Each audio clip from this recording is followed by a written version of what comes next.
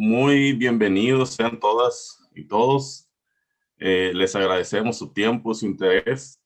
El Staus pues se congratula en darles esta bienvenida al Foro en Defensa de la Educación Pública, el cual pues va a estar, tenemos como ponente al maestro Jesús Ignacio Ibarra Carmelo, maestro de más de 30 años de experiencia en el programa de Sociología y Administración Pública, un maestro que ha aportado mucho también a nuestro STAUS con sus análisis, y este pues es uno más de ellos, que en este caso pues esta actividad estaríamos abordando esta reseña del libro de Christian Laval, este sociólogo francés, que se titula La escuela no es una empresa.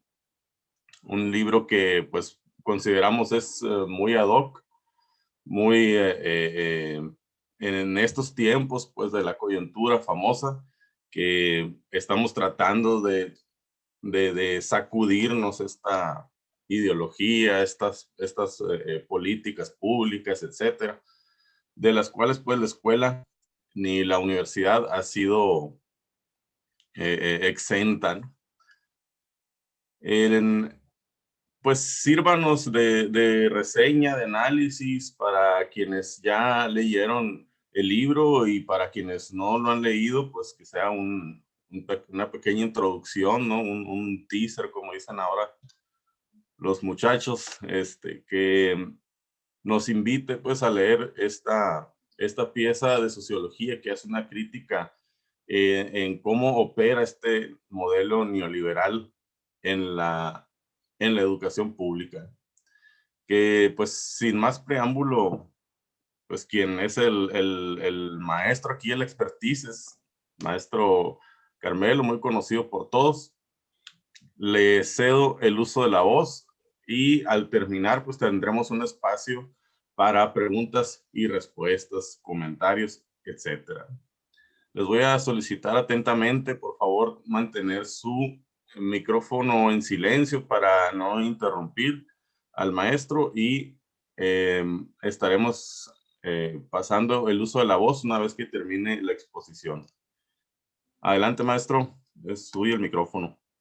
Muchas gracias, Juan, por tu presentación, y a todos pues muy buenos días. Claro, ¿no? Vamos a hacer una breve reflexión acerca de las ideas principales de este libro, que se llama La escuela no es una empresa, ataque neoliberal a la educación pública. Es el título completo. Bueno, el subtítulo lo dice con más claridad, ¿no? Ataque neoliberal a la educación pública. Y este libro, pues, está siendo discutido ampliamente en todo el mundo, en Europa principalmente, por los sindicatos de profesores, por los sindicatos universitarios, aunque a todos los niveles, ya que es un tema que ha pasado a la mesa pública de debate, ¿no? Ya han comenzado las reformas universitarias, las reformas educativas, para tratar de hacer frente a este problema al que ha acarreado el ataque neoliberal, que es convertir la educación en empresas. Como vamos a tratar de ver aquí en las ideas centrales de este libro, y después algunas que se desarrollan en otros libros que él edita posteriormente. Aquí tendríamos tres de los principales libros que actualmente están discutiendo sobre este autor y otro autor más, ¿no? Parece que el libro central de su teoría es La nueva razón del mundo. Ese, digamos, es la obra cumbre donde están los conceptos principales en cuanto a que no solamente se trata el fenómeno del neoliberalismo de un modelo económico, sino que además constituye un razonamiento que se interioriza en las personas y las hace actuar anteponiéndose los principios ideológicos del neoliberalismo, actuando en consecuencia y siguiendo el lineamiento de su biografía personal de acuerdo con esos criterios. Contra esta ideología, él junto con Christian Laval, junto con Pierre Tartot, desarrollan este otro libro que se llama El Común, o también Común, en donde sería la respuesta programática, ideológica, contra el neoliberalismo. Y claro, pues el libro que ahora vamos a reseñar, que sería La escuela no es una empresa, ataque neoliberal a la educación pública. ¿Cómo se identifica en Wikipedia? Pues como un filósofo y sociólogo, ¿no? Nació en 1953, que según Wikipedia se ha dedicado a elaborar historia de la filosofía, particularmente el utilitarismo de Jeremy Bentham, que es un modelo de cárcel, de escuela, de cuartel, en fin, lo que se conoce como microfísica del poder, y pero también historia de la sociología y de los últimos debates de crítica al sistema educativo, ¿no? Tiene otros libros en donde se desarrollan posteriormente estas ideas, como es la filosofía de Foucault, Bourdieu y el neoliberalismo, ¿no? Además tiene otro que se llama La pesadilla que nunca acaba y otro que se llama El ser neoliberal. Todo está muy interesante. Hay otro por ahí que estuvo aquí, de La pesadilla está en la librería universitaria, y hay otro también en la librería universitaria que se llama La sombra de octubre, que es sobre la Revolución Rusa, en un análisis que sigue los pasos a Cornelius Castoriadis sobre los imaginarios reprimidos, digamos, o instituidos en la Revolución de Octubre. Y está interesante porque además dice que llega más lejos la Revolución Mexicana que la Revolución de Octubre. Y hace el análisis desde 1917 a 2017. Bueno, ahí se puede observar su postura ideológica, su crítica y demás, ¿no? Bien, veamos a este libro. Como carátula, digamos, del libro, se puede decir así, o carátula textual, ¿no? Son tres problemas centrales en los que influye el neoliberalismo en la educación. Le produce un efecto estratégico del cual se van a derivar todas las otras cuestiones relacionadas con la educación neoliberal. En primer lugar, convierte a la educación en un servicio, es decir, hacia el estudiante o hacia el alumno, ¿no? El servicio, darle el servicio. Por lo tanto, bueno, como atenderlo y satisfacerle algunas necesidades, lo cual significa desinstituir, ¿no?, la educación, quitarle el papel emisor o el rol emisor profesionalizante o que antes se tenía, es decir, de carrera y demás, ¿no? Se vuelve una autonomía relativa, la orienta hacia la estandarización, una gestión del tipo de empresa, que sería empresa educativa, y pues las prácticas de innovación son innovación a la economía o al mercado, ¿no? Por otra parte, le produce un efecto estratégico de desvalorización, en donde la eficacia, toda la cuestión productiva, solo encaminada a la inserción laboral de acuerdo con la economía, la empresa, ¿no? Y por otra parte, desintegra la sociedad o desintegra la universidad como sociedad, como relación social, por los intereses del mercado, un proceso de individualización que fragmenta, digamos, el objeto o el destino, digamos, de la educación, y se establece como un consumo educativo y además como una inversión del individuo y de la familia en la educación. Estas cuestiones, digamos, las va a desarrollar a lo largo del libro y se establece primeramente que la orientación de la educación neoliberal será una razón económica, una lógica económica, ¿no? En primer lugar, el concepto sobre el cual se va a ir definiendo, digamos, la educación es un concepto económico elaborado por, aquí hay un error en el nombre, bueno, no, está bien. Ahí vamos a tratar de, y de todas maneras aquí va a estorbar. Ok,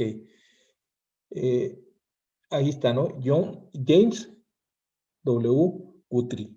Es el que elabora este concepto y lo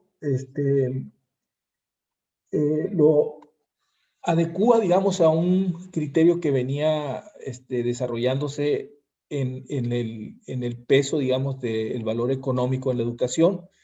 En esta concepción productivista, él va a adecuarse para definir que la inteligencia adquiere un valor en la educación y que, pues, por lo tanto, el mercado, digamos, se forma como recurso humano, el cual las empresas van a extraer como un recurso económico.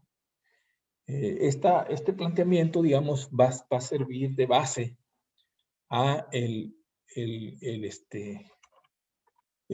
la estrategia esa, ¿no? Que va a buscar los efectos sobre la educación. Aquí lo que me quiero detener un poco es de dónde proviene esta razón económica neoliberal. ¿Cuál es la fuente? ¿Por qué se desarrolla? ¿Quiénes la encabezan? Bueno, hay un grupo que se forma por Friedrich Hayek, Karl Popper y George Soros. George Soros, pues, es actualmente uno de los máximos especuladores que existen en el mundo, es húngaro, y él bueno, que ejerce su profesión en uno de sus viajes de estudio, pues se sale de Hungría y se va por el mundo, y llega a Nueva York de alguna manera y se dedica a especular, pero una vez que se dedica a la especulación monetaria de valores, es decir, de acciones de empresas en las casas de bolsas, él conoce a Karl Popper y Karl Popper le dirige su tesis, ¿no? Y él se fascina con la filosofía de Karl Popper y comprende la lógica, ¿no?, de la falsación, y a través de eso desarrolla una capacidad para especular. Interesante, pero junto con Hayek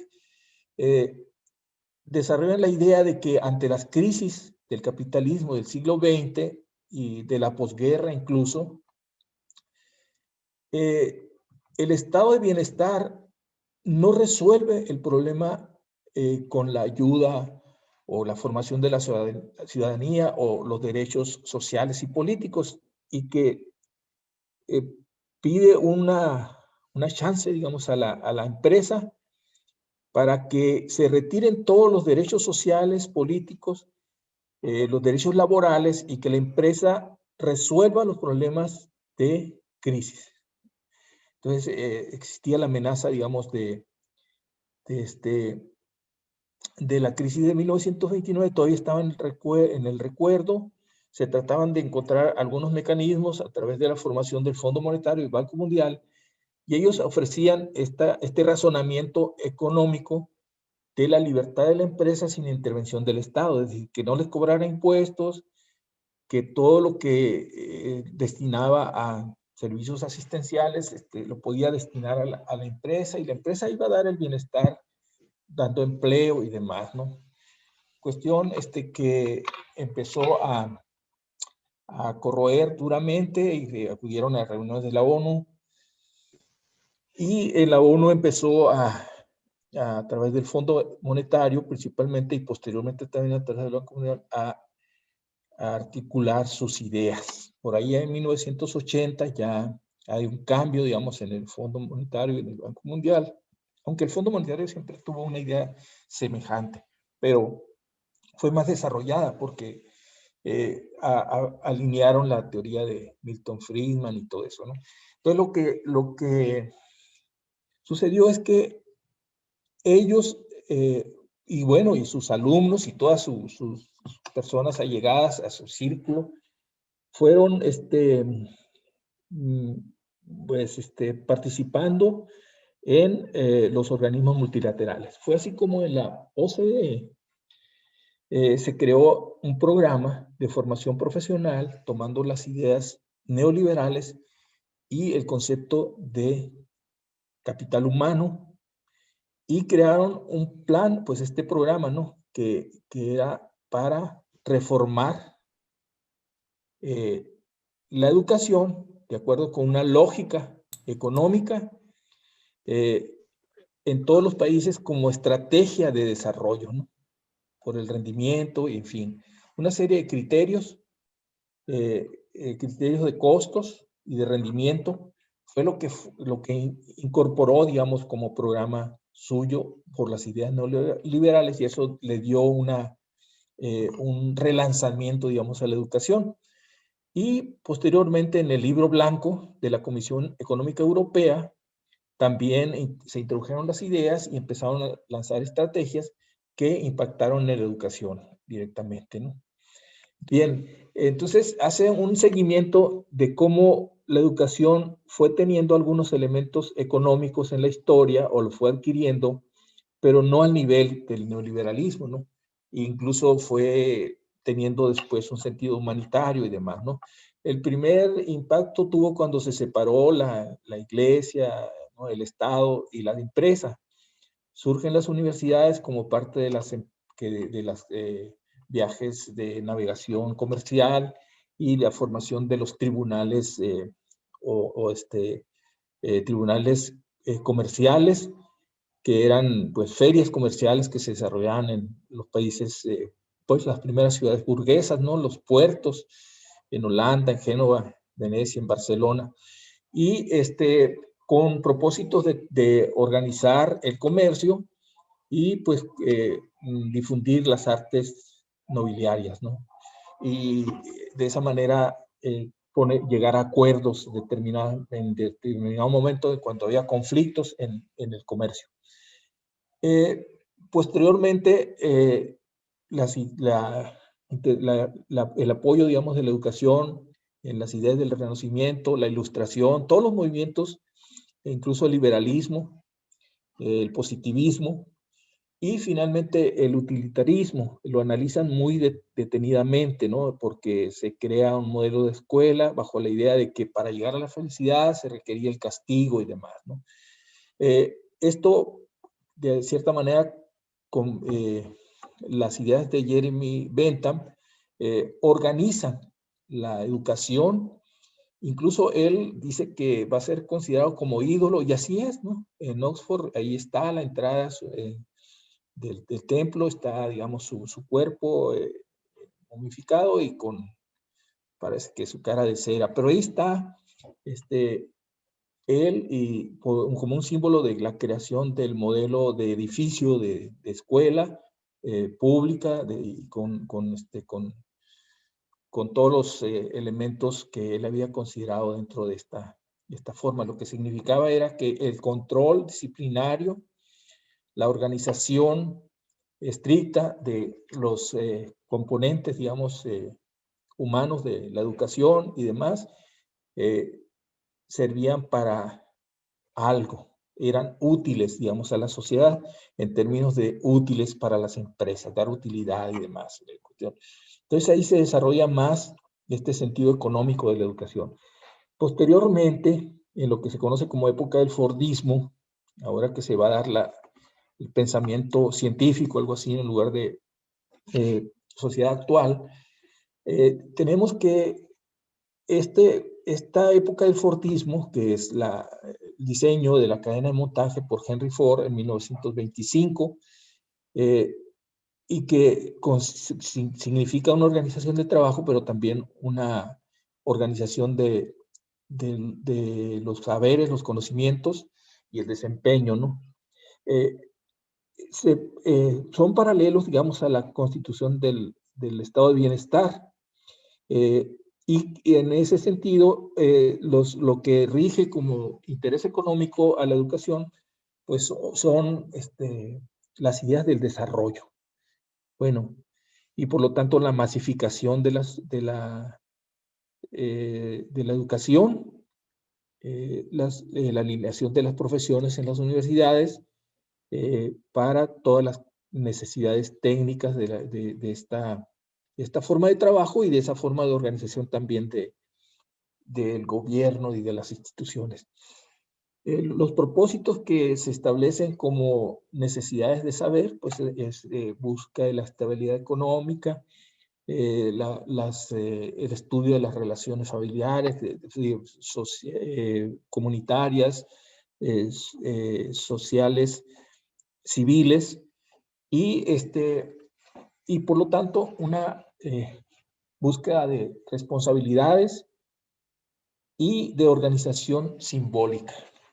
Esta época, digamos, es la formación de las universidades que tiene el sentido de cambiar la sociedad, de transformarla, de revolucionarla, en donde buscaría el camino ese, ¿no? La orientación hacia el bien común. Y justamente este fue el problema al cual se dedicaron a denigrar y combatir los neoliberales. Me refiero yo a Friedrich Hayek, Karl Popper y principalmente George Soros. Y entonces ellos empezaron a condenar, a decir que pues era la formación atrasada, tradicional, que no conducía a nada, que no daba utilidad, que desviaba los recursos de la educación y demás, ¿no? De tal suerte que cuando fue cambiado el modelo fordista como se conoce como toyotismo o toyotista, ¿no? Que es el modelo de uso de mecanizados, automatizados en las fábricas y por lo tanto un uso de la tecnología, del internet, de la PC. En los 80s, pues hay materia para que los neoliberales empiecen a divulgar la idea del desuso de la universidad en sentido social o cívico o ético y demás, ¿no? Y empiezan a plantear la idea de que el trabajo y la organización y la constitución del trabajo por fuera de la maquinaria, por fuera de la tecnología, no tenía sentido y que la tecnología se concentraba en la empresa, entonces pues, tenía que seguir otros lineamientos. ¿Cuáles son los principios que van a hacer que cambie radicalmente la educación por directrices, digamos, de los neoliberales? Van a ser primeramente la idea de cualificación, de que la educación tenía que tener como propósito cualificar mano de obra, pero no solamente cualificarla en el sentido de desempeñar una tarea como la cadena de montaje repetitiva y una sola, de un solo puesto, rutinaria, de gran bostezo, sino que en esta cuestión, digamos, por facilidades de que la tecnología iba a desarrollar esta actividad rutinaria mejor que el hombre, sin fallas y demás, pero que el hombre debía hacer otra actividad. Pero principalmente la amenaza del desempleo masivo conduce a que el obrero no piense no solamente en un solo puesto, sino que también empieza a pensar en otra profesión o en otras profesiones, no solo una profesión. Surge la idea de interdisciplina, formación interdisciplinar, claramente un criterio de empleabilidad en una o en otra profesión. Entonces, es por influencia directa de esta forma de trabajo novedosa que aparece en los 80, que nosotros aquí la estudiamos en la planta Ford y que definimos una serie de cuestiones para predecir lo que se estaba viniendo en el sentido de impacto en la educación. ¿Qué influye en la educación? Principalmente en la individualización. Es decir, en lugar de el obrero masa, del obrero organizado, asociado con relaciones de intercambio, interactivas y demás, lo que va a aparecer aquí es de que las personas se van a colocar como apéndice de las máquinas, entonces por lo tanto tienen que estar realizando aprendizajes acumulativos individuales.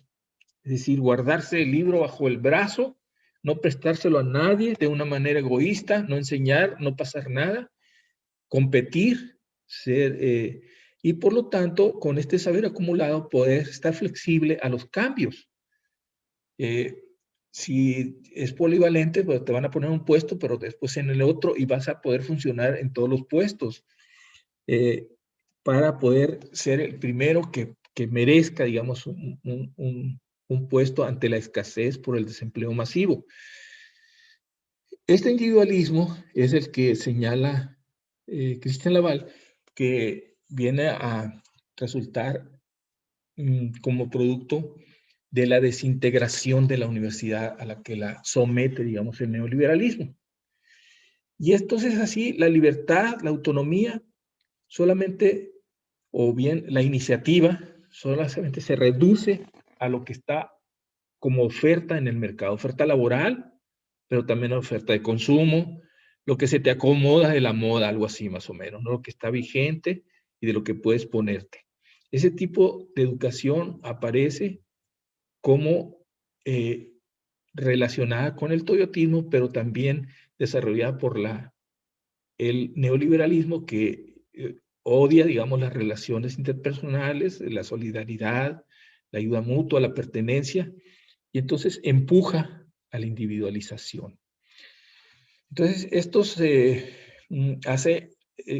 trae en desuso la vieja sociología, así se considera la vieja sociología, de las relaciones solidarias, de la pertenencia, de estar en un sindicato, de pertenecer a un sindicato. Si los sindicatos están en crisis, en esa época es justamente por el efecto de individualización que la educación neoliberal introduce en las personas y las hace ser gobernadas por esta ideología, en donde tiene objetivos prácticos sin ver más allá.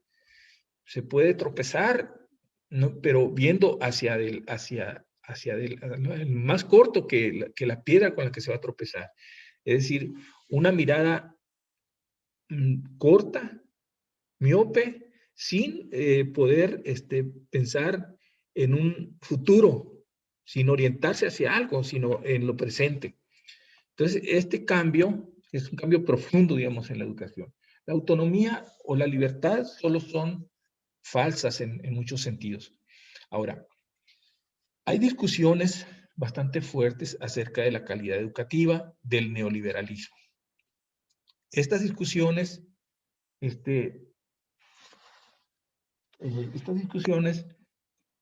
van a plantear, en primer lugar, que el concepto de calidad es un concepto desarrollado en cuanto a las características de los productos elaborados, las cosas. Las cosas son las que pueden tener calidad. Pero ¿cómo vamos a pensar en la calidad de la educación? O la calidad del estudiante, o la calidad de la universidad, la calidad de la institución. Si calidad no es cantidad exactamente, o al menos, de acuerdo con la dialéctica, sería un cambio cualitativo después de digamos, un rango cuantitativo, pero no precisamente el cambio cuantitativo es el cambio cualitativo. Y de este concepto de la dialéctica sobre las cosas se piensa en la relación social que es la educación. De tal manera que el neoliberalismo lleva a usar el concepto en un sentido utilitarista de la calidad de la educación. Poco a poco la va desarrollando de una manera engañosa en lo que se identifica como la razón neoliberal educativa. Primeramente, la calidad pues es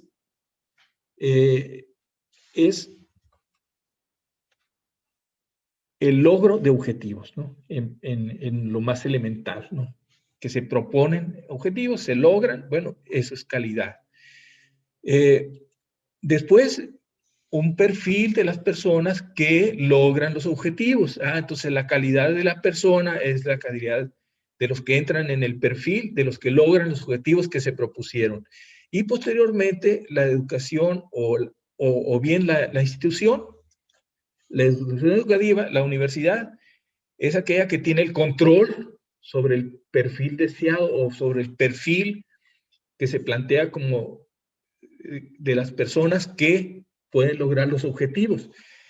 Y en realidad de lo que se trata es de un criterio económico que es la competitividad de una universidad de empresa con respecto a otra universidad de empresa. Es decir, necesitamos buscar algunos arreglos para hacer comparaciones y encontrar que estas son de calidad y aquellas no son de calidad, o estas son de más calidad y aquellas de menor calidad. Entonces, esta cuestión es la regla principal del neoliberalismo, es la que se introduce en las personas y las hace gobernarse sobre esas mismas ideas. Ahora, la acreditación. La acreditación de los diferentes niveles educativos se relacionaban directamente con el empleo, o se pensaba que así deberían ser. Incluso en el inicio del neoliberalismo, el gancho, digamos, el atractivo, la motivación que se pensaba era de que si te dan un diploma, bueno, con ese diploma encuentras empleo. Incluso las cárceles en el utilitarismo, el estar en la cárcel de aprender un oficio, y con el diploma de haber aprendido el oficio, pues ya salías y ya te podías integrar a la sociedad.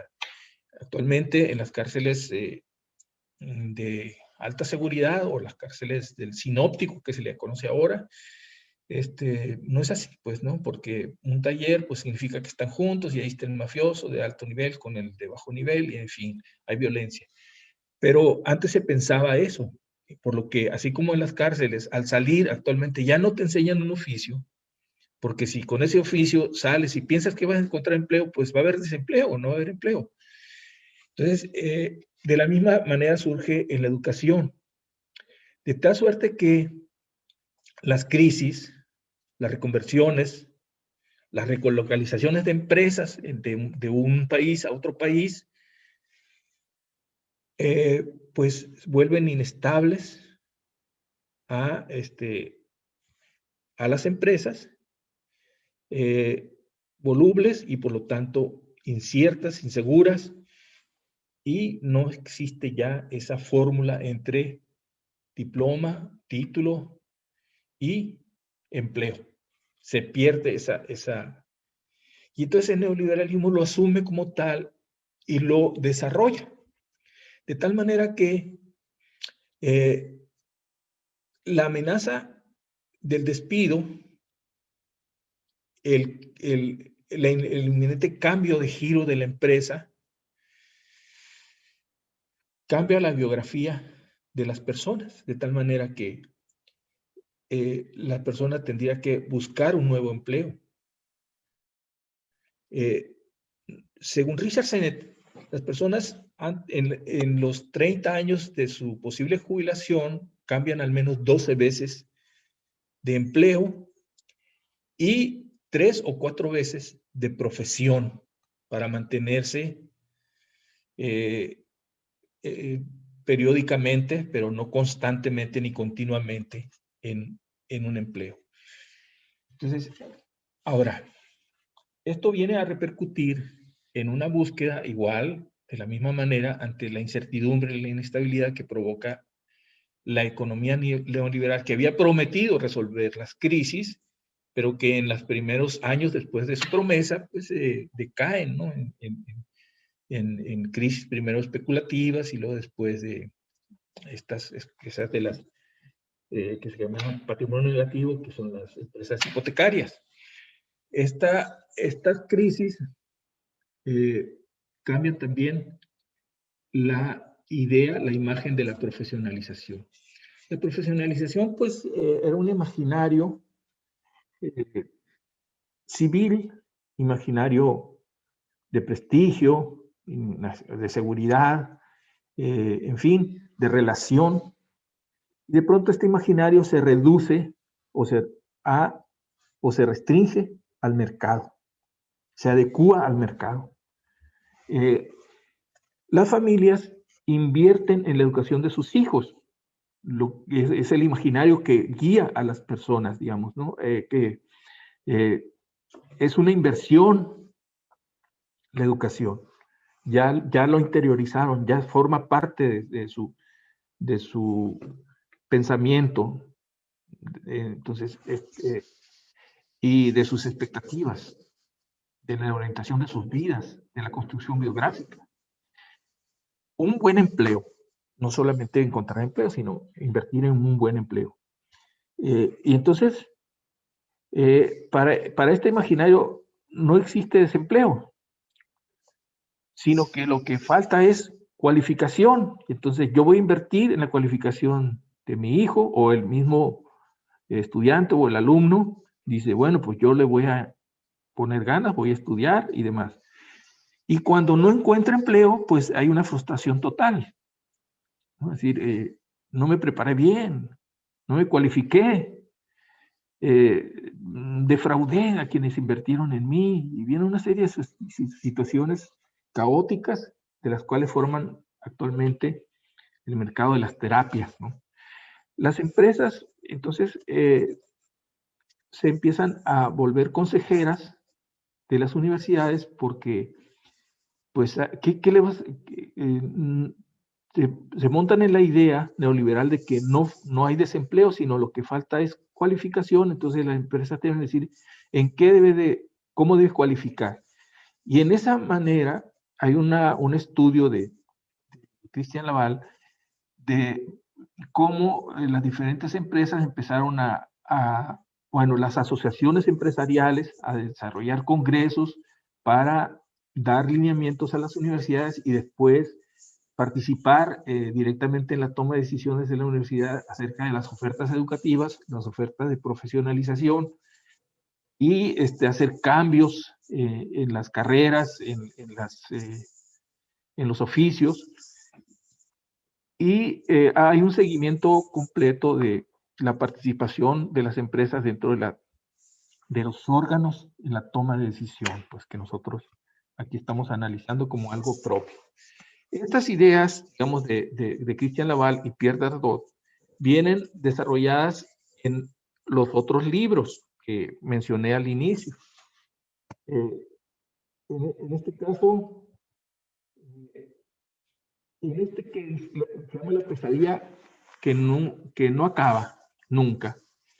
En este libro, también un capítulo se desarrollan más las ideas de cómo la razón neoliberal en la educación hace que a través de las actividades escolares, educativas, se interioriza la ideología de tal suerte que sin que nadie le diga qué es lo que va a hacer el estudiante, sino que él lo hace por su misma cuenta y se convierte en una fábrica, es decir, se convierte en una empresa, en lo que se concibe como una educación continua, es decir, queda programado pues para producir su misma renovación de conocimiento, y figuran la idea de que es como una papelera de reciclaje, ¿no? Los conocimientos atrasados que por la crisis, digamos, quedaron en desuso, por la innovación tecnológica quedan en desuso, son reelaborados, readecuados por el mismo individuo ya formado por la educación neoliberal para buscar alguna adecuación que le permita buscar, producir, resolver los problemas de la empresa, proponerle a la empresa una modificación de su proceso de producción, pero en un mundo en el cual no depende de la empresa, sino depende del entorno, es decir, depende de la especulación bursátil, de la especulación monetaria, de los movimientos de capital, de las estrategias de los países en política económica, de las políticas de las bancas transnacionales de crédito, de Wall Street, de las grandes financieras, de las grandes firmas financieras, las cuales, o bien las estrategias de los gobiernos que crean burbujas financieras. Entonces, esta situación coloca en esa pesadilla, ¿no?, a la persona, la carga, digamos, de una energía que le va a estar provocando una pesadilla constante, porque se considera que la persona, el individuo, sobre él recae todo el peso de toda la sociedad. Y bueno, también la desarrolla en el otro libro que se llama El ser neoliberal, en donde el neoliberalismo crea ese ser, crea ese hombre o ese individuo, y lo lanza por el mundo una vez que lo crea, pues, ¿no?, a través de la educación, lo programa. Hay algunos aspectos, por ejemplo, los créditos educativos. Los créditos educativos funcionan de la siguiente manera. Una persona, pues para pagar la educación, que cada vez se vuelve más cara porque es empresarial y es privada, se endeuda. Al terminar no encuentra empleo y prefiere seguir estudiando y seguir siendo objeto de crédito, y así hasta el doctorado. Y al salir del doctorado, la carga de deuda es tan grande que a la cual ya no le conviene trabajar en un trabajo formal. Entonces se tiene que decidir por un trabajo informal que lo mantenga oculto, en no estar visible y no pagar la deuda porque es demasiado caro. Pues este es el caso más patético de Japón, en donde los doctorados casi en su totalidad no pueden ser empleados o no funcionar para la empresa, al menos que sean trabajos colaterales, no visibles, no registrados y demás.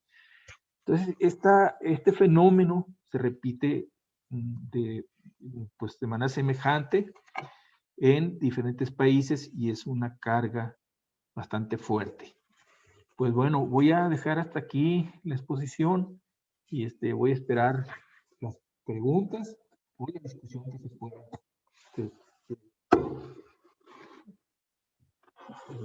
desarrollar. ¿Tienes el micrófono, Juan? Bien, muchas gracias, maestro. Muy claro, muy puntual la reseña. Creo que no es muy difícil identificar varios de estos puntos en nuestra universidad, ¿no? En la Universidad de Sonora. Algunos incluso en grado extremo, que pues bueno, no es tampoco ninguna sorpresa, ya sabemos cuál es la agenda de la NUYES, etcétera. Nos deja pues una muy buena reflexión, ¿no?, que podemos aprovechar en esta coyuntura, en este tiempo que estamos esperando cambios, estamos gestionando cambios y que pues esperemos poder virar de esta visión de la educación y en particular de la educación muy en particular la educación superior, ¿no? Ya que es el momento educativo en el que se gesta esta profesionalización, entre comillas, etcétera. Bien, pues abrimos un espacio para preguntas y comentarios. Si gustan ponerla por el chat o si gustan levantar la famosa manita azul.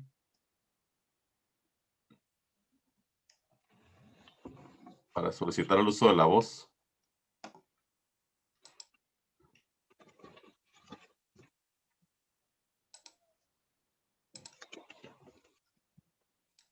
Adelante, adelante. No sé quién es el que tiene que dar la palabra, pero... Y sí, adelante. Sí, él.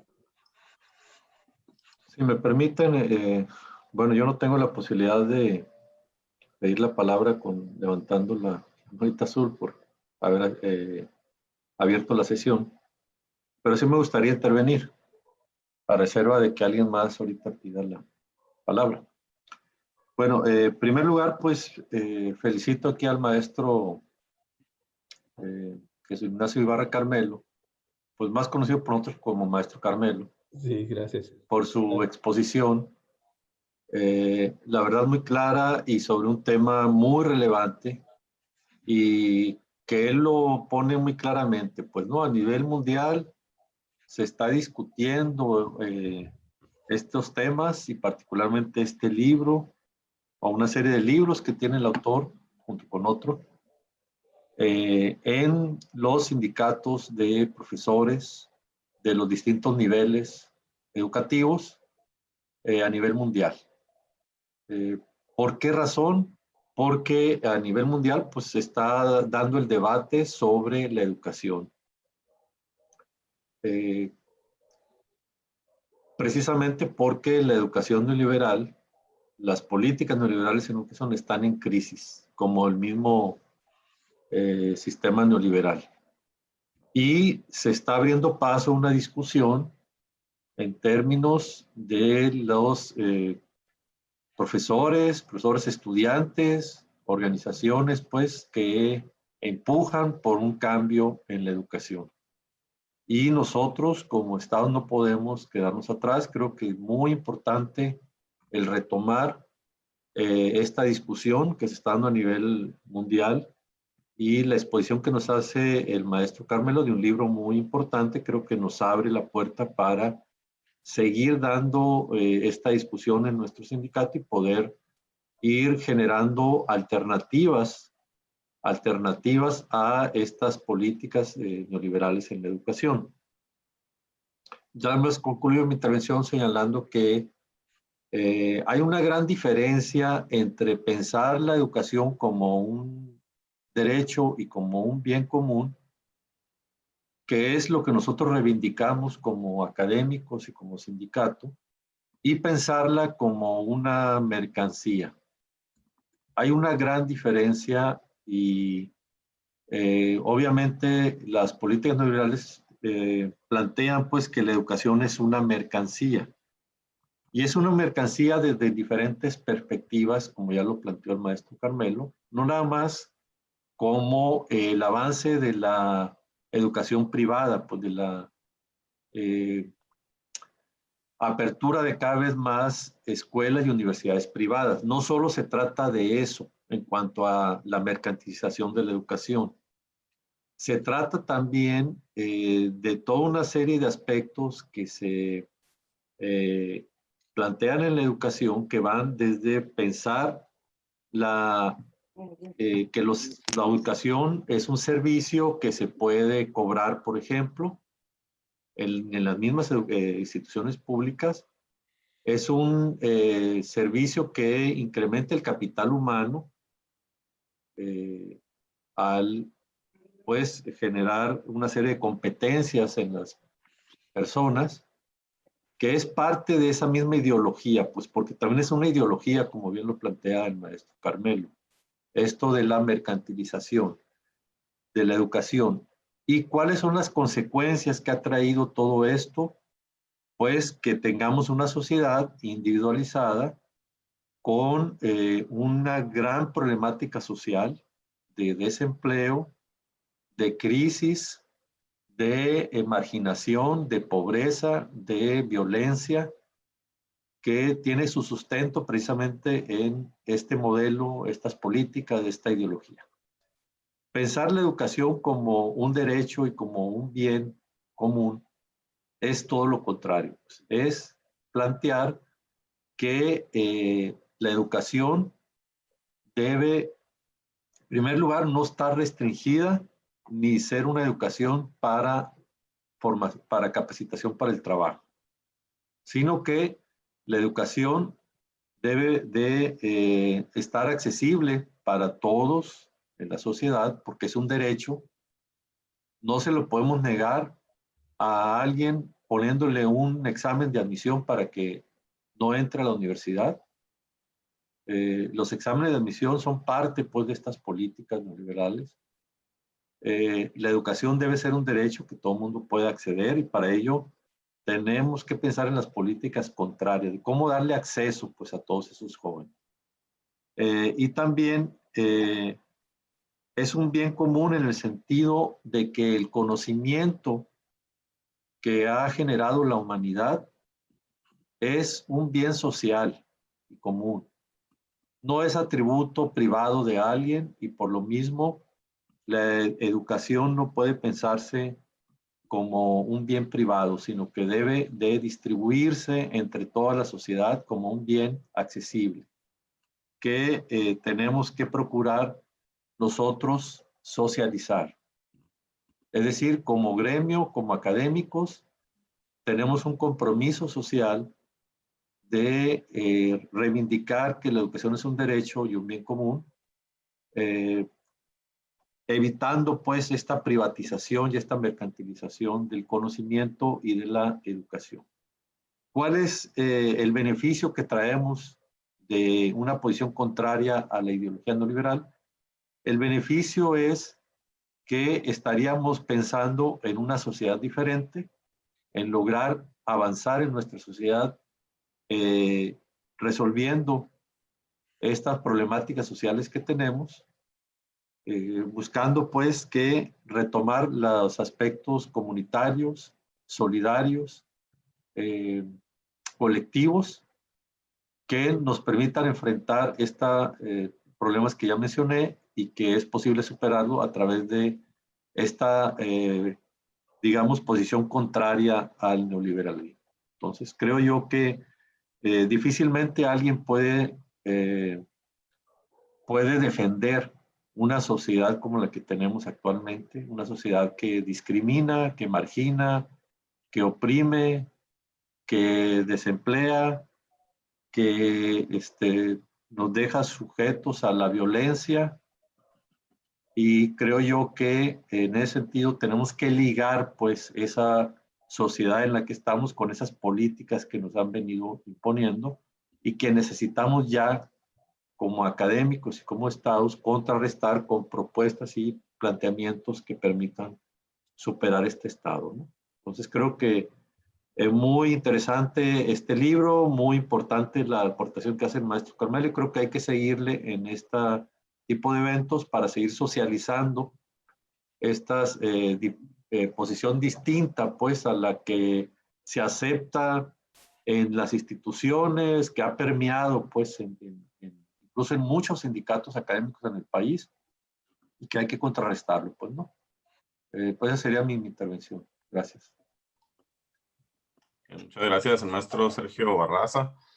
Pide el uso de la voz, y me aparece un correo electrónico aquí, Fidel Isasi. Adelante. Sí, muy buenas tardes. Sí, coincido con mucho de lo que sucede ahí, pero muchos de los problemas que tienen los tenemos también internamente. Hace algún tiempo realicé un evento y conseguí 3 empresas que querían invertir en la universidad para desarrollar nuevos productos y desarrollar, pero al hacer los trámites para crear, ellos iban a invertir hasta 10 millones de pesos en la universidad, pero no se les dio entrada porque el crear ¿cómo le llaman? Una vinculación entre la empresa y la universidad es tan tardado que a veces ellos resuelven los problemas antes de que la universidad les dé una respuesta. Y quiero citar dos frases célebres de un gran hombre que fue Henry Ford, que dice que no hay nadie que sepa lo suficiente como para decir qué es y qué no es posible. Y la otra frase célebre dice que solo hay algo peor que formar a tus empleados y que se vayan, y es no formarlos para que se queden. Nosotros nos dedicamos a formar personas, no a formar ingenieros, a formar personas con conocimientos de ingeniería para que ellos resuelvan y se adapten a los problemas que van a presentarse. Muchas veces, y nosotros cuando yo trabajaba para empresas, teníamos un lema, o decíamos, si no sabes hacer tu trabajo, vete a dar clases. El punto de vista de los que son maestros profesionales, que no les quito mérito, pero es que toda su vida han trabajado, desde que salían de la escuela empezaron a dar clases y toda su vida han dado clases y nunca se han enfrentado a los cambios de situaciones que emprendes o que tú enfrentas cuando ya eres un profesionista. Y te tienes que estar adaptando. El hecho, yo, antes de ser maestro, trabajé 15 años como contratista, en obra civil, como contratista de cuestiones electrónicas y comunicaciones, como jefe de sistemas de una planta, como jefe de almacén, como capacitor, como muchas cosas. Pero el conocimiento que yo adquirí en la universidad, que fue muy bueno, me dio las herramientas para encontrar soluciones a todo eso. De hecho, una de las cosas que queríamos hacer o que queríamos provocar era un curso de lo que se llaman las cadenas de valor. Las cadenas de valor nos permiten analizar paso por paso cómo suceden las cosas y cómo puedes mejorarlas. Y sin embargo, fue rechazado, pese a que es uno de los puntos en los que estamos siendo peor evaluados en la carrera de ingeniería industrial. Si vemos la educación como una cadena de valor, tenemos que estar analizando lo que el mundo requiere y lo que nosotros estamos ofreciendo. Y muchas veces dentro de la universidad nos cegamos a adaptarnos a lo que el mundo está requiriendo. Mi aportación a esto es que tenemos que tener una visualización global para ir poniendo nuestro granito de arena para ir mejorando las cosas. Acuérdense que estamos formando gente y de la forma en que los formemos es como ellos se van a desempeñar como ciudadanos, como empresarios y como profesionistas. Y tenemos que inculcarles que se tienen que adaptar a cada situación. Bueno, eso sería mi forma. Sí, es interesante, todo lo que dicen es muy real, lo de los libros, pero también no está del todo visualizado. Si ahorita tenemos crisis, es porque las políticas que se están empleando no son las adecuadas. Pero existen políticas que pueden revertir. De hecho, aquellos que son ingenieros en sistemas pueden saber cuando existe la expansión y contracción de los sistemas de comunicaciones, que los distribuyen y luego los concentralizan y luego los vuelven a distribuir y luego los vuelven a centralizar, que eso me ha tocado ver en algunas empresas donde yo he trabajado como especialista y adaptación de los sistemas que se están implementando. Bueno, eso sería todo por mí, de mi parte. Muchas gracias, maestro. Sigue en el uso de la voz el maestro Josué del Departamento de Economía. Buenos días a todos, compañeros, compañeras. ¿Se escucha? Sí, adelante, maestro. Bueno, pues considero pues muy importante, interesante la iniciativa del sindicato y en particular del compañero Carmelo. Gracias, maestro. Y considero que esta exposición sobre la evolución de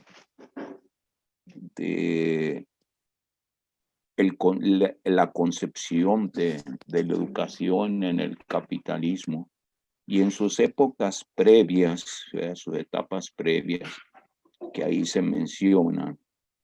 Y este mundo conceptual que nos ha traído a través del comentario de Carmelo, nos acercan a explicarnos, pues, por qué la necesidad de lograr nosotros como los protagonistas principales en los centros de educación superior, del caso de la Universidad de Sonora, pues estamos fuera de la jugada, estamos ausentes en el diseño de una educación.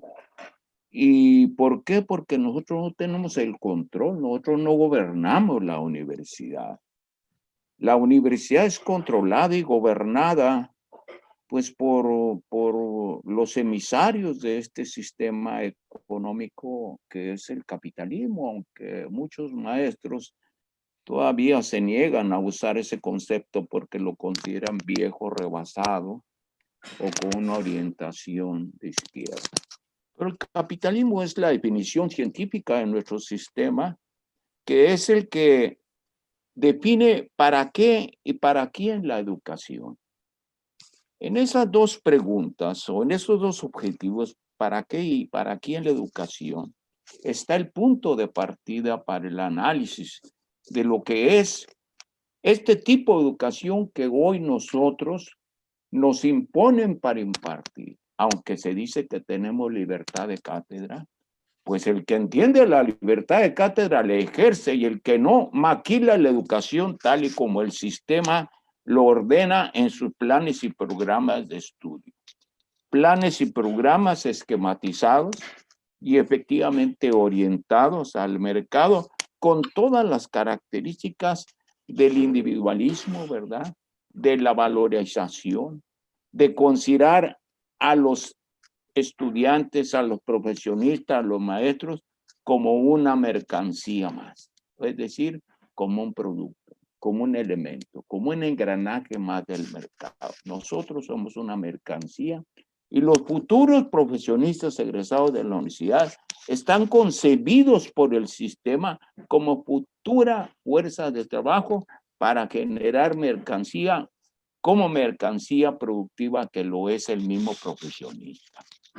Ahora, hemos discutido mucho en otros espacios este asunto de la educación. Creo que difícilmente vamos a poder influir en el tipo de educación, porque en el tipo de educación estamos hablando la orientación de la educación. Creo que difícilmente podemos lograr estos objetivos como la universidad que nosotros queremos si no obtenemos el control de la misma. Si nosotros como el eje central de la educación superior no tenemos capacidad de decisión, todo esto va a ser pura vacilada. Efectivamente, este no es un problema de México, es un problema mundial. España, Estados Unidos mismos, hace el año pasado tuvimos grandes manifestaciones del magisterio, de los distintos niveles de la educación, cuestionando este tipo de sistema, pero que es propio del capitalismo. Ahora no quiere decir que porque es propio del capitalismo, hasta que derroquemos al capitalismo, podríamos tener un tipo de educación humana, social, dirigida a las amplias mayorías, ver al ser humano como ser humano que se desarrolle de manera integral, ¿no? No como lo ve el capitalismo, como un factor más de su producción.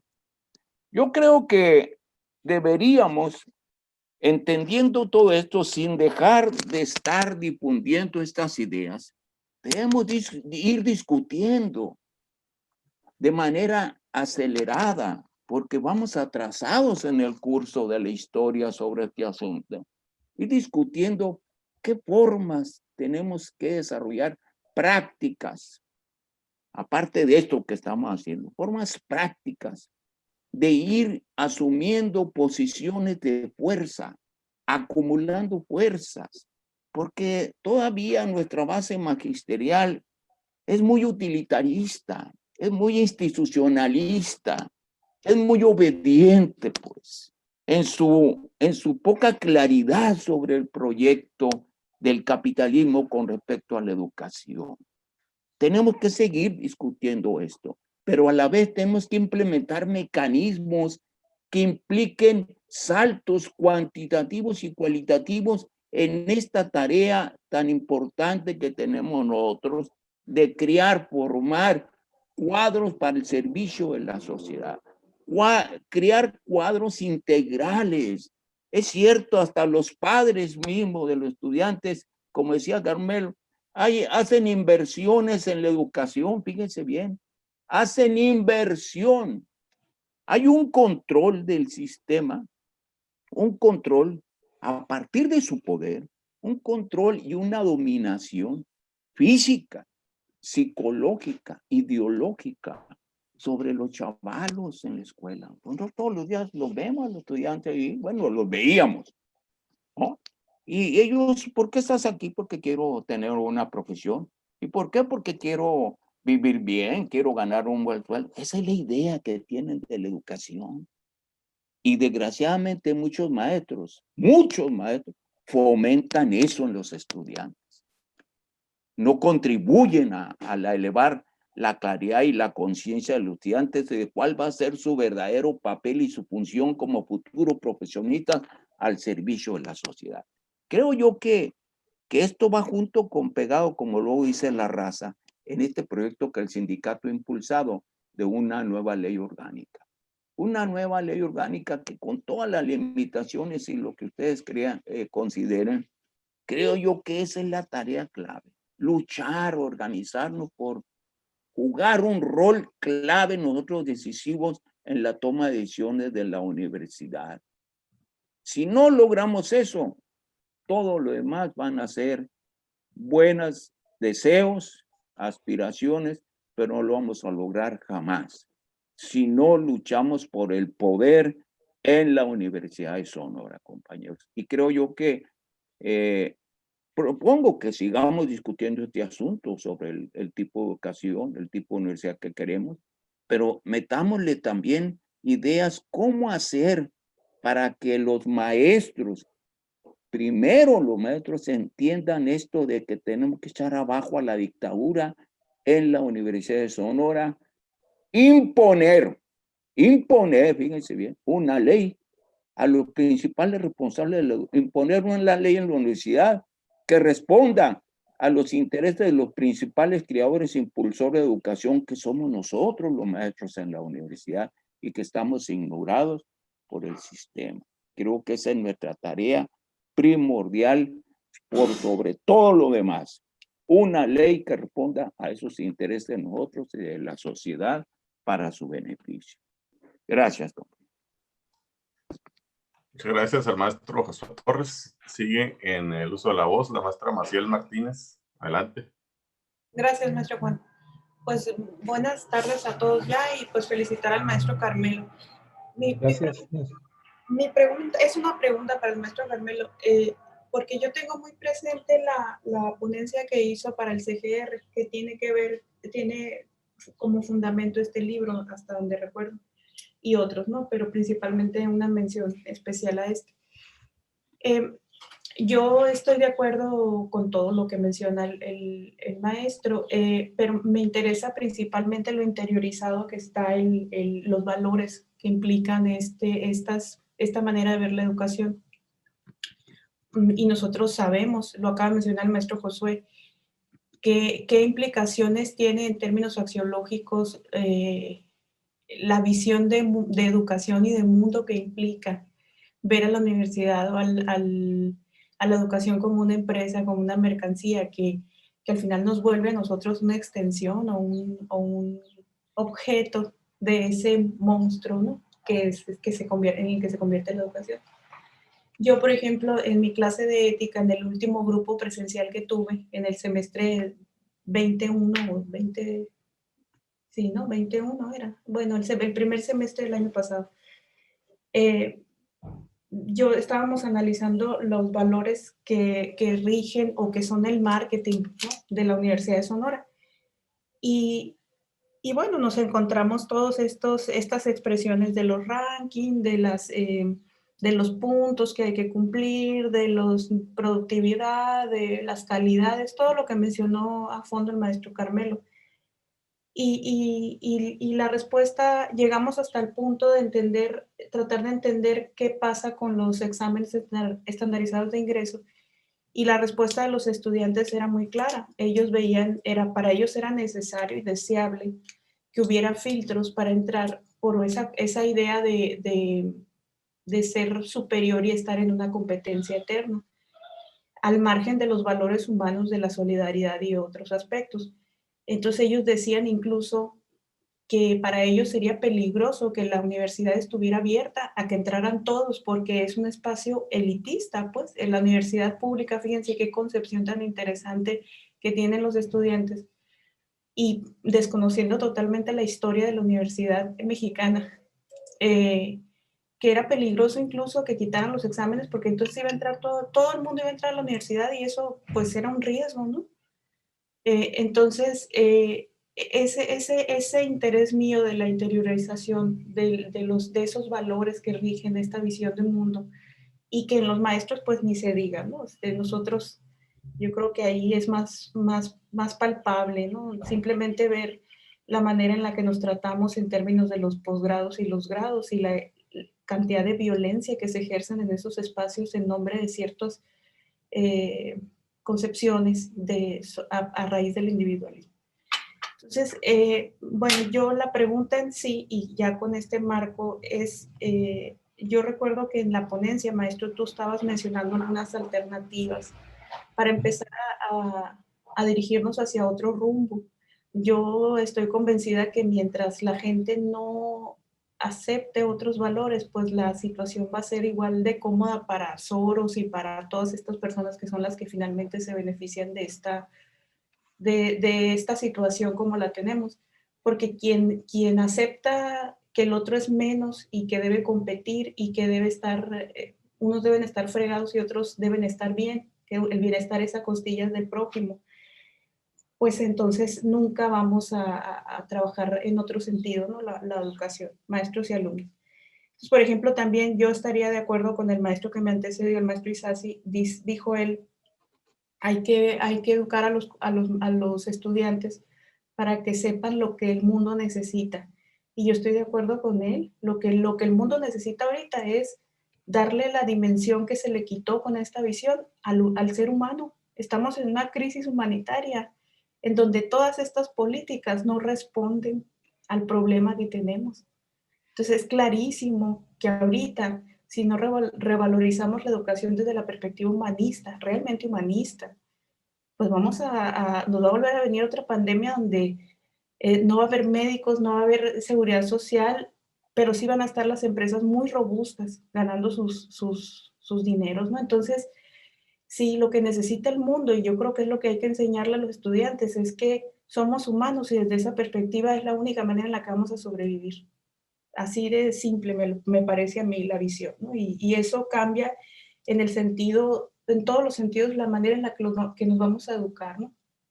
Entonces, la pregunta sería, maestro, aunque sé que es una reseña, ¿cuáles son esas perspectivas distintas que podríamos empezar a transitar para tener una visión, una concepción, empezando por ahí, una nueva valoración y unas nuevas prácticas para conformar una universidad distinta a la que, a la que estamos sometidos? Pues yo quisiera en primer lugar que me preguntaran qué tipo de universidad quiero antes de que me impusieran el modelo 2030, por ejemplo, que es sumamente lesivo en todos los sentidos, ¿no? Entonces, en ese sentido yo te preguntaría, ¿no? Un poco retomando tu participación, creo, que tuviste en el CGR. Gracias. Maestro Juan, el maestro Germán López está solicitando la palabra. Así es, no sé si primero el maestro Carmelo guste responder a la pregunta. Sí, claro, como gusten. Bien, bueno, es interesante, digamos, la pregunta porque criticamos esto no, pero que sí. Bueno, déjenme decir que en este libro no viene tanto la alternativa, sí vienen algunos puntos centrales respecto a la alternativa que se desprende, digamos, de esta crítica. Algo así como que uno cuando ya llega a una edad es más pesimista, ¿no? O se sorprende uno que es pesimista, como decía otro sociólogo, Simon Bauman, ¿no? Bueno, la alternativa está en otro libro, justamente que ahí estaba mencionando, que se llama Común. Junto con Pierre Dardot, Christian Laval, elabora una serie de análisis de ámbitos de protesta del siglo XXI, movimientos sociales del siglo XXI, o también, además de movimientos sociales, ciertos fenómenos, digamos, que implican una resistencia, algo caótico y demás, que la universidad omite, que la universidad oculta. Justamente mi ponencia fue en ese sentido. Los riesgos, las catástrofes, las crisis. ¿Qué es lo común? El medio ambiente, ¿no? Y el medio ambiente está amenazado justamente por el desarrollo científico de estas universidades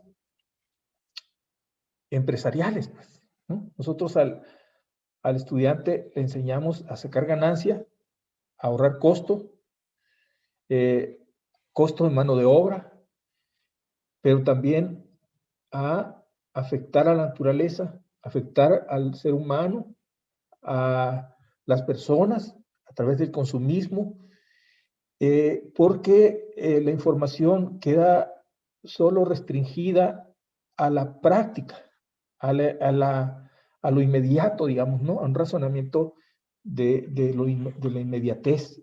Y entonces, pero no se ve algo así como que se ve el árbol y no se ve el bosque, ¿no? Entonces, ver el bosque es ver el común, ver la plaza es ver el común, ver la ecología o el medio ambiente global es lo común. Pero también lo común es la tierra, son los recursos naturales, el petróleo, el agua, pues, ¿cuántas empresas no utilizan el agua justamente para sacar ganancias? Y no existe control sobre eso. Es muy del neoliberalismo decir que un gobierno que pone restricciones a las empresas es autoritario. Bueno, China es autoritario justamente porque no da libertad, a la empresa le pone controles y los empresarios se van a China, dejan Estados Unidos. La educación que nosotros llevamos, el modelo educativo es norteamericano y pues estamos viendo qué está pasando en Estados Unidos, como decía el maestro Josué Torres, muy bien, o sea, efectivamente, esa educación ha hecho crisis en Estados Unidos y ha llevado a la sociedad a lo que ahora está. Es un desastre. Y no solamente en términos políticos, también en términos económicos. Ahora, lo que señalaba Barraza, muy interesante, ¿no? Porque, bueno, no se puede abarcar todo lo que dice el libro, pero me recuerdo algo que dice, la educación neoliberal, simplemente como los recursos que el gobierno y las facilidades que da a las empresas neoliberales, incluso el que se dé marcha atrás a los derechos laborales, a los derechos educativos y demás, es una rehabilitación, dice ahí, es una terapia de rehabilitación de unas empresas que están en decadencia. No digo que todas, pues, lógicamente, y también en este sentido, creo que enfaticé el aspecto crítico del libro, y ahí, pues, la maestra Maciel me está señalando justamente eso, con muy buenas, amables palabras, pero yo enfaticé la parte crítica, ¿no?, del libro, pero la parte propositiva, es decir, incluso la parte de que él dice, la universidad y la educación es universal. O sea, también las empresas, pero no solo las empresas. ¿Por qué nada más las empresas? Bueno, porque las autoridades en todo el mundo, las autoridades de las universidades se han ido configurando en una organización vertical que toma las decisiones a favor solo de las empresas. Incluso las hace partícipa de la toma de decisiones, forman parte de sus órganos decisivos. ¿Y por qué no a otros sectores, los sectores sociales?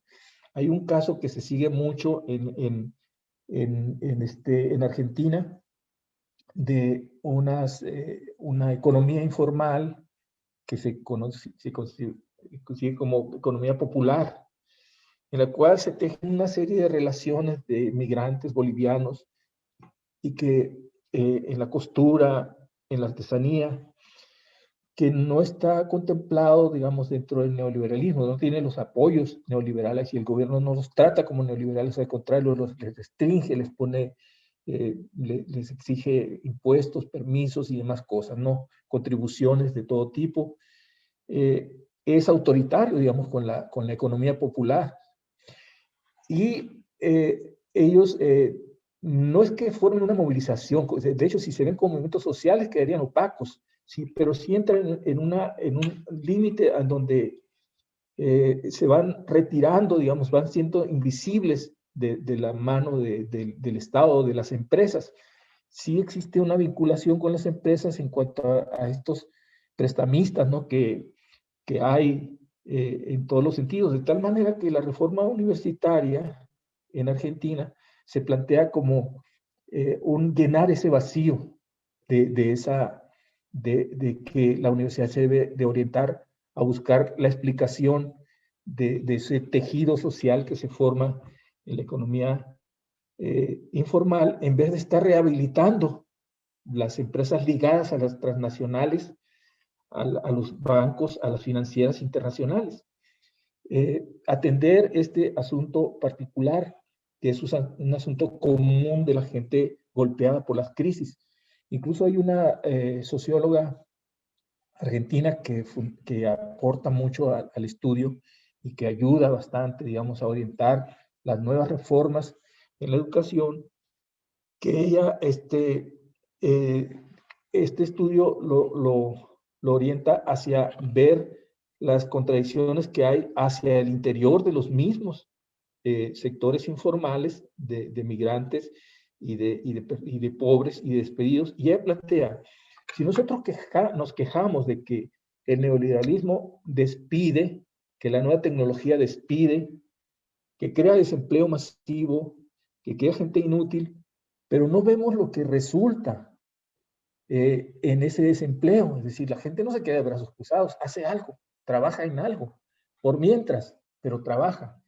Y ahí ya también uno lo que decía el profesor Isás, efectivamente, la universidad debe actuar rápido y bien, y no solamente, digamos, al gran empresario, también a este empresario que tiene problemas y que pide ayuda. Bueno, lo que quiero decir es que exageré en el sentido de que diga, solo la empresa, ¿no? Solo la empresa. Y no más a la empresa por parte de la universidad. No, o sea, la universidad tendría que atender los problemas sociales, civiles, de contradicciones, de problemas por esas contradicciones sociales del capitalismo, digamos, pero su parte más cruda y más cruel que es el capitalismo. Y ese capitalismo no tenemos por qué ocultar que es el capitalismo. Lo que sí tenemos que señalar es que el neoliberalismo le hace de vampira también de los capitalistas, pues, ¿no? Los capitalistas medios, ¿no? En este sistema subprime, por ejemplo, en el esquema subprime, pues están bancos medios, ¿no? Bancos de los países nacionales o regionales, están siendo amenazados por las grandes firmas financieras con altos intereses, que es lo que está pasando en Estados Unidos. En fin, sería conveniente, no sé, organizar alguna otra sesión donde viéramos este otro libro que se llama Común. Se puede descargar gratuitamente. Yo me retrasé en esto, pero tenía planeado subir el libro electrónico de La Escuela No Es Una Empresa, que está disponible por ahí en la red, pero acercarla pues a las personas que se les puede retrasar, porque pues, tienes que estar en alguna asociación por ahí de bibliografía, acercarla al estado y que la gente la pueda descargar, tenerla, leerla, comentarla. Está el otro libro, La Amenaza del Mundo, y está también el libro que ahorita mencioné, que puse ya al inicio, que se llama La Razón del Mundo, de él. Y está el libro que se llama Común, también está disponible porque algunas organizaciones, asociaciones civiles lo comparten, ¿no? O universidades del sur, universidades del sur, digamos, ¿no? Lo pone a disposición, y una serie de discusiones, incluso hay podcasts y hay videos de conferencias, ellos mismos.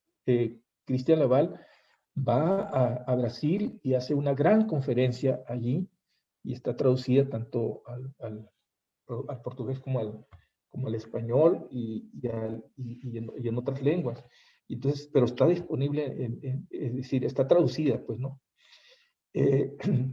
Hay también conferencias sobre Común.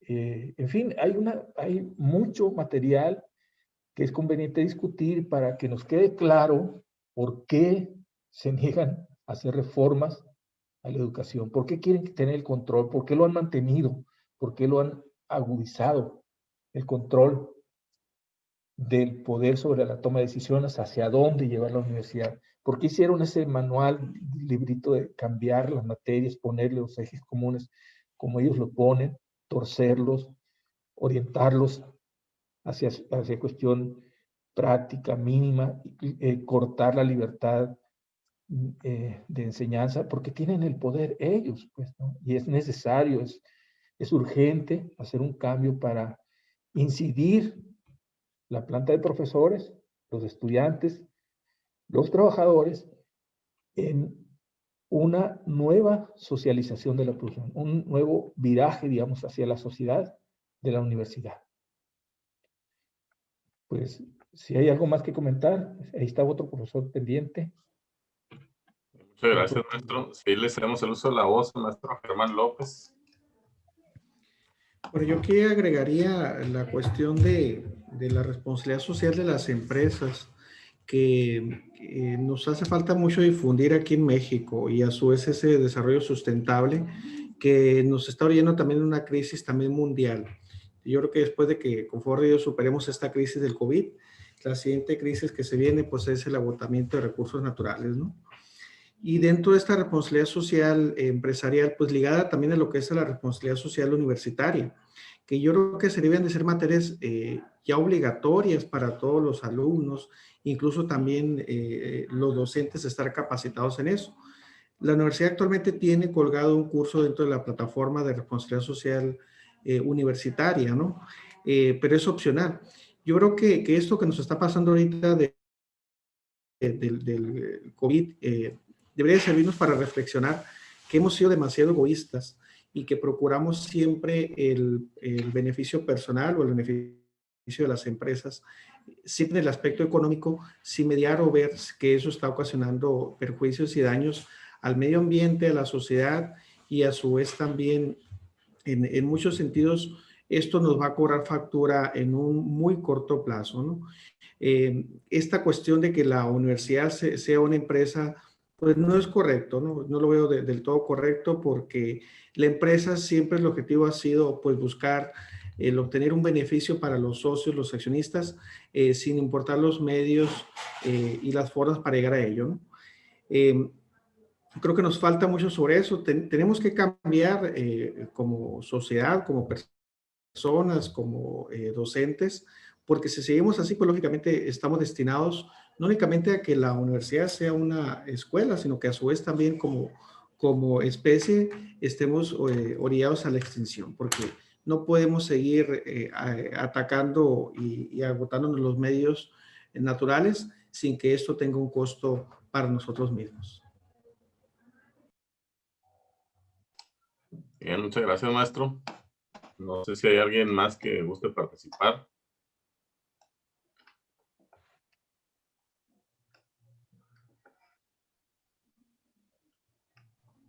Bien, pues no sé si, maestro. Yo quisiera participar otra vez, disculpen. Adelante, maestro. Muy breve.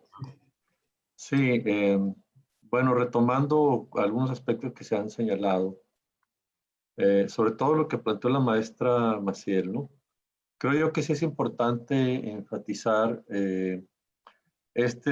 parte que tiene que ver con que la sociedad capitalista es una sociedad contradictoria, pues que hay contradicción al interior de las contradicciones sociales, y eso se refleja en que esas contradicciones pues llevan a resistencias, como dice el maestro Carmelo, que impiden que se aplique, se homogenice y quede en toda su extensión estas políticas y este modelo en la sociedad. Es decir, a pesar de que tienen el poder y el control, no pueden imponer todo a toda la sociedad, pues, ¿no? Entonces sí hay resistencias, hay alternativas, hay, digamos, experiencias distintas que se requieren retomar. Por eso creo yo que dentro de lo que plantea o la pregunta de la maestra Maciel, creo que la respuesta está en lo que plantea el maestro Carmelo y en las experiencias que ya tenemos, ¿no? Sin dejar de lado lo que dice el maestro Josué, es decir, que finalmente el poder tener, digamos, un cambio de la ley o una reforma de la ley como un primer paso que permita abrir espacios de participación y democratización en la Universidad de Sonora, que lleven pues a que estas experiencias y estas resistencias que se dan puedan amplificarse y puedan llevar a una mayor participación pues de estudiantes y maestros, es lo que va a permitir pues salir adelante. Creo yo que hay que retomar todas esas experiencias que ya se tienen e impulsarlas como parte de un proceso que tendría como objetivo el contrarrestar estas políticas e instaurar pues una serie de prácticas de ideología y etcétera, distintas, diferentes, que busquen el bien común, el rescatar la educación como un derecho y humanizar pues todo lo que hacemos como académicos, como universidad. Y tomarle la propuesta al maestro Carmelo y programar otro evento.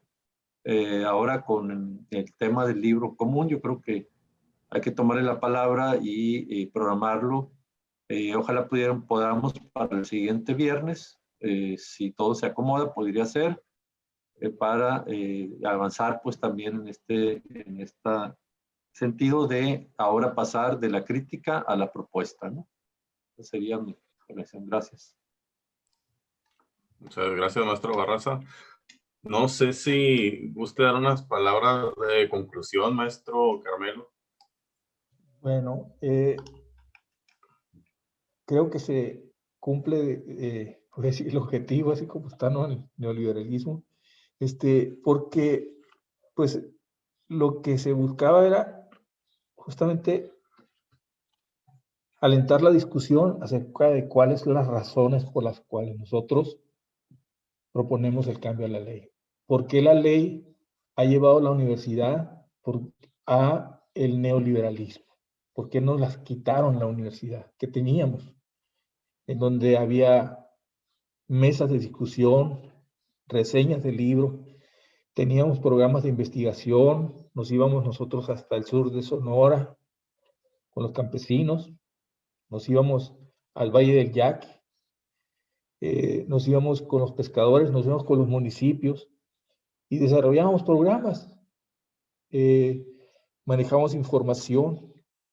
Sin embargo, ahora simplemente para ir al río Sonora tenemos que plantear una investigación del tipo neoliberal, ¿no?, para que sea medio aceptada. y con muchas dificultades, tiene que poner uno de su bolsa y demás cosas, ¿no? Proyectos interesantes que se desarrollaron también en ingeniería, que quedaron truncos, revistas que teníamos que podíamos publicar por nuestra cuenta y ahora tenemos que vender o comprar, digamos, que publiquen algo que hable en contra del populismo y cuestiones por el estilo. Solamente esas publican para que te den puntos y puedas ganar más dinero. Entonces, creo que tenemos razones suficientes para cambiar la ley. Esto es lo que se quería y a mí me da mucho gusto que estén participando, que estén reflexionando, que estén incorporando las ideas de Cristian Laval en sus participaciones, que les aliente, que les motive y que pues tenemos que seguir adelante. Gracias. Bien, muchas gracias, maestro. Pues ya por último está el maestro Cuthberto Acuña solicitando la palabra. Le solicitamos sea breve, maestro, ya para concluir el evento. Adelante. Buenas tardes. Sí, voy a ser muy breve. Tenía varias anotaciones puestas acá, pero me voy a centrar nada más en una por lo pronto, a reserva de en otra reunión platicar un poco más. He visto cierta nostalgia de algunas personas que incluso se ven bastante más jóvenes que yo, notoriamente, respecto a la ley anterior a la ley 4 universitaria. Las razones del cambio de la ley, es decir, de la ley anterior, me parece que era 103, ya la memoria está perdiendo ese número, para cambiar a la ley 4. No hay que olvidar por qué se dio, o habría tal vez que analizar el por qué más que permitirlo, se pudo dar esa transición hacia la ley 4. Algunos de ustedes recordarán eso. Me parece que el compañero Ibarra Camelo, estoy leyendo aquí que es Camelo y no Carmelo desde hace rato, no hay una R en medio de su apellido. Ay, disculpe, maestro. Les decía, algunos de ustedes recordarán aquel cambio hacia la ley 4, un gobernador recién estrenado, con un poder más que político, hasta ahí lo voy a dejar, con un poder político relativamente fuerte. Llegó y de lo primero que hizo fue un cambio en la ley universitaria, en la toma de posesión, en ese discurso hizo eso. ¿Por qué decidieron cambiar la ley? Vaya, ni bien se estaba avisando del cambio de, bueno, se estaban dando las notas no oficiales, o digamos oficiales, cuando ya estaba Contraloría dentro de la universidad adueñándose de las instalaciones de tesorería, digo, Contraloría del gobierno del estado, sería del poder legislativo estatal. Fue algo preparado, no con mucho tiempo tal vez, pero era algo fundamentalmente político. Pero los universitarios de entonces dieron pie a ello, dimos pie a ello. ¿Qué sucedía con la ley anterior?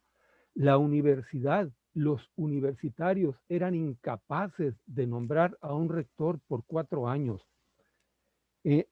La misma ley así lo establecía, es decir, cierto número de votantes, un porcentaje mínimo, se requería para nombrar un rector por 4 años.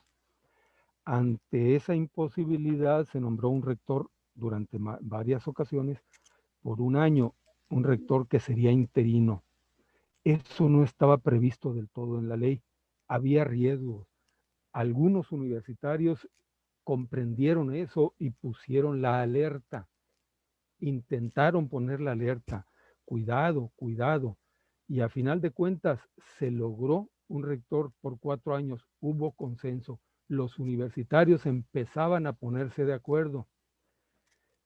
Parece ser que a las instancias del gobierno estatal y tal vez nacional también, pararon oreja y vieron un grupo de gente que estaba, gente pensante que se estaba organizando, tal vez de manera no muy conveniente, tal vez de manera no muy conveniente para el status quo de entonces. Yo recuerdo que los universitarios se pusieron de acuerdo, a pesar de que había agarrones entre ellos, entre nosotros, diríamos, para el bien de la universidad. En ese momento el bien era elegir a un rector por 4 años y no por 1. Desafortunadamente hubo cambio de ejecutivo estatal y quien vino era, pues así como era, Manlio Fabio Beltrones, hay que decirlo con palabras completas, e hizo lo que hizo. Si los universitarios nos hubiéramos puesto de acuerdo unos años antes, pocos, muy probablemente cuando Beltrones llegue no hubiera sucedido lo que sucedió. El hubiera no existe, pero siempre es muy interesante estudiar la historia, las posibilidades, porque de ahí se aprende para ir hacia el futuro. Si damos pasos en falso o nos descuidamos, nos van a manotear, nos van a bofetear y nos van a socavajear más de lo que ya se ha hecho. Debemos ser inteligentes en ese sentido. En aquellos años los universitarios fueron tomando cierta inteligencia, cuajando una inteligencia, quisiera llamarle colectiva, no lo es, una inteligencia en conjunto para resolver realmente los problemas organizacionales de la universidad, problemas de organización por lo pronto. Íbamos más o menos bien hasta que nos la ganaron. Voy a dar un ejemplo, un dato. En aquellos tiempos, antes de la Ley 4, había lo que se llamaba la Comisión de Asuntos Hacendarios. Era la vigilancia de los dineros, de los bienes de la universidad. Comisión de Asuntos Hacendarios. Era un triunvirato. 3 personas formaban la comisión, nombrados por el Consejo Universitario. Platicando con alguien por ahí, ya fallecido, me explicó cómo el Consejo había estado eligiendo a los miembros de esa junta, de esa comisión. Sucede que esos miembros duraban 3 años en su cargo, pero salía uno y entraba otro año con año. El más antiguo era el presidente, el que le seguía era el secretario y el nuevo era el vocal. Luego del año, el Consejo Universitario elegía un nuevo vocal y la forma en que el Consejo veía cómo escoger al nuevo miembro era verificando que el nuevo vocal fuera de un grupo diferente de los 2 que ya estaban, que se iban a quedar ahí. Es decir, si no era del presidente saliente, de alguien, de algún otro grupo que no fuera de los que se iban a quedar. Aquí hay que hablar claro. En la universidad siempre ha habido grupos, partidos políticos les llamamos por fuera para otros menesteres, grupos, equipos que se van modificando. Es la naturaleza humana. No nos podemos cegar a ello. La forma en que el Consejo Universitario vio que esa comisión podía funcionar bien era asegurándose que los 3 integrantes en cada ocasión fueran parte de grupos distintos. En ese sentido, si alguno de ellos quería manotear o hacer algo indebido, los otros no se lo iban a permitir. No eran sus camaradas carnalitos que se iban a poner ahí, vamos a hacerlo juntitos y ahí nos la repartimos. Ni más, maestro. Esa era una buena decisión. De hecho, es una decisión que no lo sé, sospecho, pero no quiero quitarle méritos a quienes la idearon, pero probablemente se inspiraron en los griegos antiguos cuando se dieron cuenta que una sola persona para dirigir a la comunidad no era adecuado. El poder concentrado en un individuo no era adecuado. Había que distribuirlo. Así inventaron 3 poderes. Si el Estado está dirigido por 3 poderes autónomos, entre ellos, es más factible continuar como una democracia. en la universidad esa idea se retomó para la Comisión de Asuntos Hacendarios y la Hacienda de la Universidad de Sonora en aquel tiempo, no le podían achacar desfalcos ni etcétera.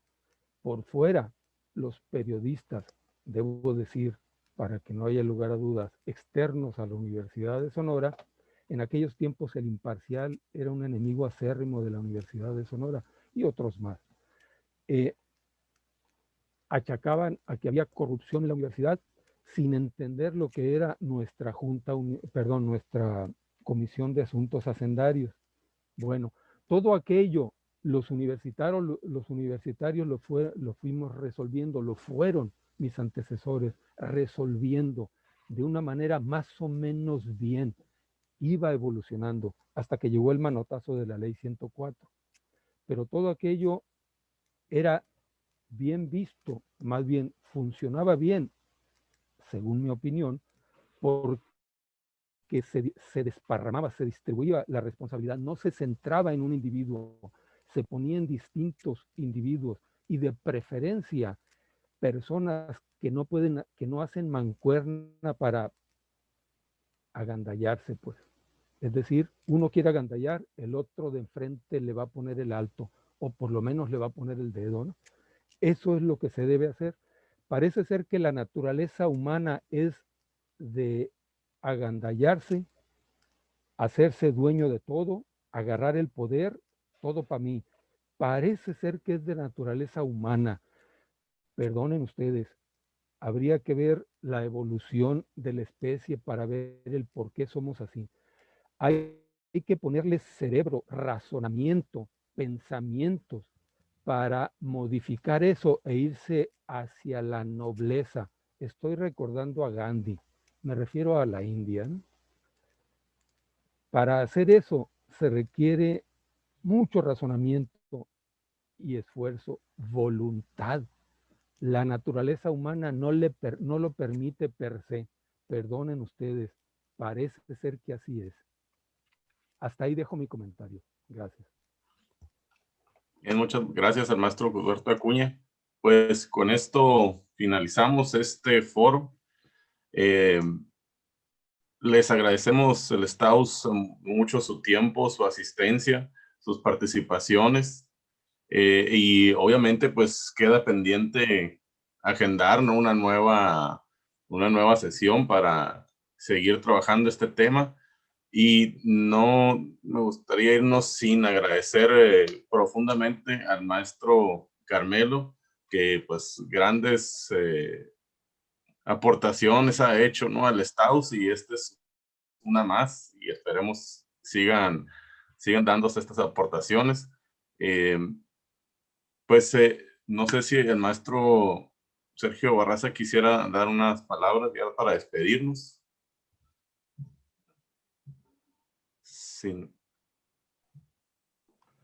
No, yo creo que ya lo dijiste tú, el agradecimiento al maestro Carmelo, el compromiso de agendar otro foro con pasar de la crítica a la propuesta, con este libro común que tienen el autor con otro autor.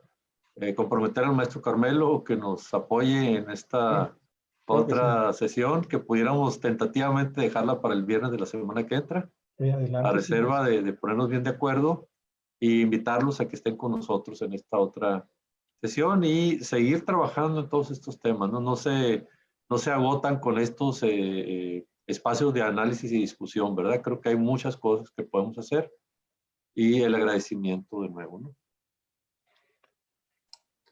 Pues gracias. Buenas tardes a todos.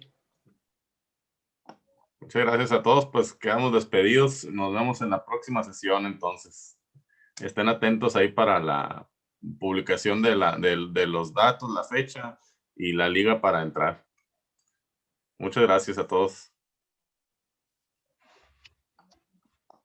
Gracias. Hasta luego. Hasta luego.